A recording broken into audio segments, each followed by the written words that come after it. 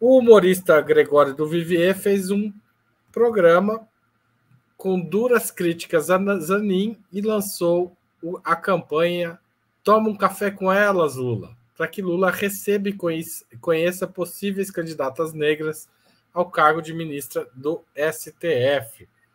Como vocês veem essa campanha e principalmente a reação de parte da esquerda a esse site, né? Quem quiser procurar, toma um café com elas.com.br, pode ver lá os detalhes dessa campanha. Quem começa agora é o Milton. O Milton tomou a palavra, então vou passar a palavra para Joana. Depois a gente chega no Milton no final, porque ele usou um pouquinho tempo extra que não estava previsto aqui. Joana. Olha, Haroldo, seguinte, representatividade importa, e a maior prova de que representatividade importa são as cotas raciais nas universidades. As cotas raciais nas universidades alteraram a correlação de forças do debate do conhecimento da ciência no Brasil. Nós estamos agora, no Brasil, produzindo da academia conhecimento com o protagonismo do pensamento negro radical, inclusive, que nunca antes teve tanta visibilidade e nunca antes a academia branca, eu inclusa, teve tanta necessidade de correr atrás, de compreender a tradição do pensamento radical negro no Brasil. E isso é resultado das cotas raciais. Sempre vão existir exceções, a representatividade não é uma via de mão única, não é uma questão automática, óbvio, né? Mas sim importa, não é uma questão de identitarismo pós-moderno, é uma questão de lidar com quem é o povo brasileiro. Quem é o povo brasileiro? Quem é a classe trabalhadora brasileira? Quem é o povo que mais sofre nos piores empregos? Quem são os setores que têm mais empatia com o povo que mais sofre nos piores empregos? É um debate de luta de classes também. Então, esse é um primeiro ponto. Segundo ponto, a gente tem um problema sério de cultura política no Brasil, com uma esquerda que é muito autoritária. Então, quem nunca aqui na internet foi xingado de imperialista e de agente da CIA pela esquerda que acha que não pode criticar? Né? Eu mesma, por eu estudar a Revolução Cubana e estar todo o tempo nesse debate da Revolução Cubana, já tive haters me perseguindo, inclusive em comentário privado, e eu não sou nem um pouco importante na internet, né? Tenho uma vida de internet completamente normal e pequena, né? Mas pessoas que mandaram dizendo que era agente da CIA, eu dou risada, óbvio. Mas assim, essa cultura de uma esquerda autoritária, que é maniqueísta, que é binária, é um problema no Brasil, na minha compreensão. Eu estou falando isso porque o Gregório do Vivier fez uma singela contribuição a um debate tranquilo, democrático, que poderia ser lidado de maneira normal, mas existe uma tropa de choque que tem uma cultura política extremamente autoritária, que tem um comportamento de manada e que é desnecessária, né? Porque acaba desviando do mais importante. Na tradição trotskista, o nome disso é campismo. É aquela esquerda que não consegue perceber nada que não seja binário, né? Então, só vê o mundo em dois planos. O mundo é bidimensional.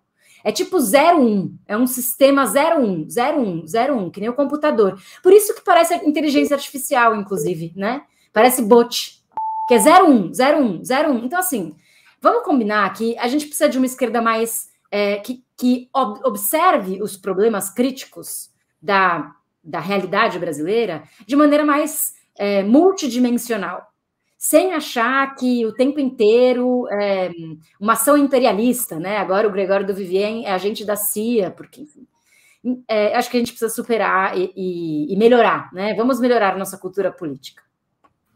Obrigado, Joana. Juliane.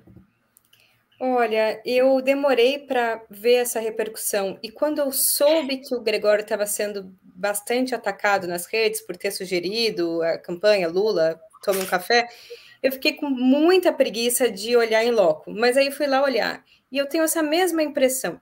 Primeiro, existe, e eu acho até que genuinamente partiu de algo importante, que é petistas, principalmente os petistas mais orgânicos, foram duramente atacados, né, no último período.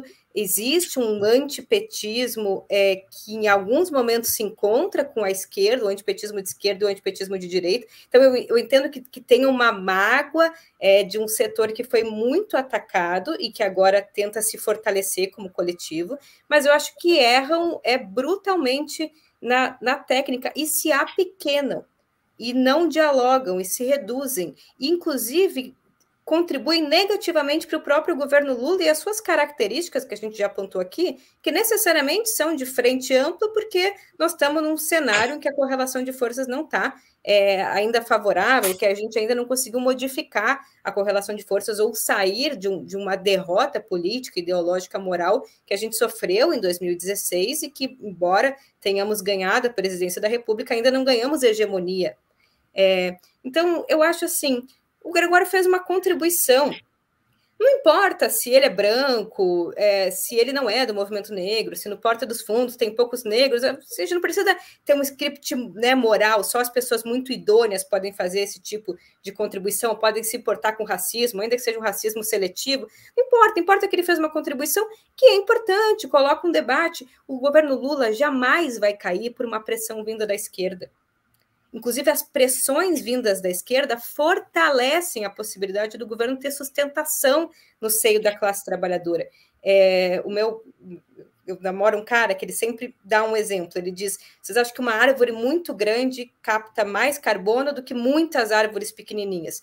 A esquerda precisa ser diversa, tudo bem, ter várias estratégias, eventualmente lança um candidato mais à esquerda e cumpre uma função também importante, porque coloca o debate em termos que, às vezes, uma candidatura do PT, pela própria responsabilidade que tem, não pode colocar. Isso é bom, isso nos diversifica, isso é importante. E eu vou dizer uma coisa para vocês. Tem sim um identitarismo pós-moderno e liberal que eu acho que é bastante problemático e que tem sido bastante utilizado, e aí sim por ONGs internacionais e pelo imperialismo, para desbastar o conteúdo de classe de vários movimentos populares, sobretudo latino-americanos. Essa, inclusive, é a história dos Estados Unidos. Os movimentos negros, em geral, nos Estados Unidos, são de caráter bastante identitário. Mas essa não é a realidade brasileira. A realidade brasileira é que o movimento negro no Brasil, o movimento de mulheres no Brasil, é essencialmente progressista. Então, se houvesse uma disputa de concepção política entre um movimento negro que está se descolando das pautas populares e de classe e um movimento negro que sempre votou no PT, que sempre foi base das candidaturas de esquerda, que sempre foi base dos protestos populares, aqui a gente não tem tanto essa contradição. E veja, eu acho que a questão de gênero racial tem que ser um critério de desempate. Então, obviamente, tem que ser uma mulher negra que cumpra os requisitos prioritários, que é ser progressista, ser de esquerda. Agora, se tem homens progressistas de esquerda, com uma interpretação que nos interessa do direito, e mulheres com as mesmas qualidades, e há um déficit de representatividade, você adiciona o critério de gênero para escolher a mulher negra. Não é aqui um debate, não, tem que ser uma mulher, porque tem que só representatividade, ela é importante, obviamente, submetida a uma estratégia política. E é isso que o Gregório ou outras pessoas, a Associação Brasileira de Juízes pela Democracia, estão colocando. Nós temos essas pessoas que, por não coincidência, são mulheres e são negras também, e elas precisam ser cogitadas. Eu acho que esse debate é importante, só nos ajuda. Em última instância, é isso, sabe? Eu acho que esse tipo de debate ajuda a oxigenar o tema e ajuda a empurrar o debate e as ideias mais à esquerda. Milton Temer. Olha, essa questão, para mim, é uma questão bastante complexa e na qual eu me vejo envolvido sempre em situação constrangedora, porque eu sou daqueles que, por conta da idade, já teve que ouvir de um deputado de esquerda que luta de classes não vale porque são uma coisa do século XX, já que trabalhador também bate mulher. É evidente que tem trabalhador que bate mulher, mas existe uma forma de agredir as mulheres que é muito pior do que essa, que é a forma de opressão de classe sobre as mulheres em termos de falta de equiparação no salário, de falta de compreensão quanto às várias jornadas que a mulher tem de trabalho para além do homem. E eu quero deixar claro o seguinte: a chamada esquerda do século XIX tem uma tradição de luta setorial muito forte. Só que essa luta setorial sempre esteve agregada a condição da luta totalizante do capital contra o trabalho. Essa concepção totalizante é que deixa de prevalecer de um tempo para cá, principalmente por conta do fim da polaridade entre o que havia de real e progressista no chamado socialismo real, União Soviética, etc., e o campo capitalista.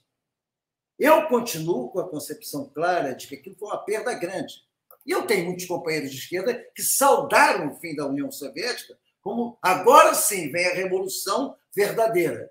E nós estamos andando cada vez mais para trás. E começa a aparecer uma vaga compensatória, e esta vaga compensatória que vem, e aliás o Ricardo Antunes trabalha isso muito bem, junto com a nova organização das relações sociais.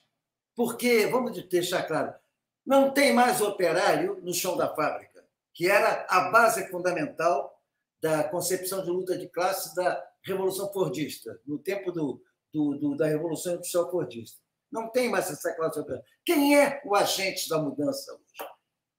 Eu digo, por exemplo, que no caso específico do que está colocado aí, não é por ser negro ou por ser mulher que alguém é mais progressista de um homem branco, e não é por aí. É fundamental reconhecer injustiças históricas, mas estabelecer que essas injustiças históricas criem para o futuro o desconhecimento daquilo que foi a luta setorial anterior, condicionada à luta de classe. Eu fui representante do Partido Comunista Brasileiro na Federação Mundial de Juventudes Democráticas, que unificava juventudes comunistas no mundo inteiro. Aprendi muito ali. Havia do lado a Federação Sindical Mundial, que estava lá o nosso Roberto Morena representando os comunistas da área sindical. Tínhamos uma representante importantíssima na Federação de Mulheres Mundial na Alemanha. Quer dizer, a luta setorial não é uma luta estranha. O que é fundamental é entender o seguinte: eu não quero Thatcher, nem quero Mobutu em cargos importantes do meu governo. Thatcher e Mobutu, para mim, são tão inimigos quanto um banqueiro branco da Faria Lima. Os dois são inimigos fundamentais. Então, o fundamental para mim é o que se expresse na luta setorial, da correção das injustiças, mas sem perder a perspectiva da luta totalizante, que é a principal, a da opressão do capital sobre o mundo do trabalho.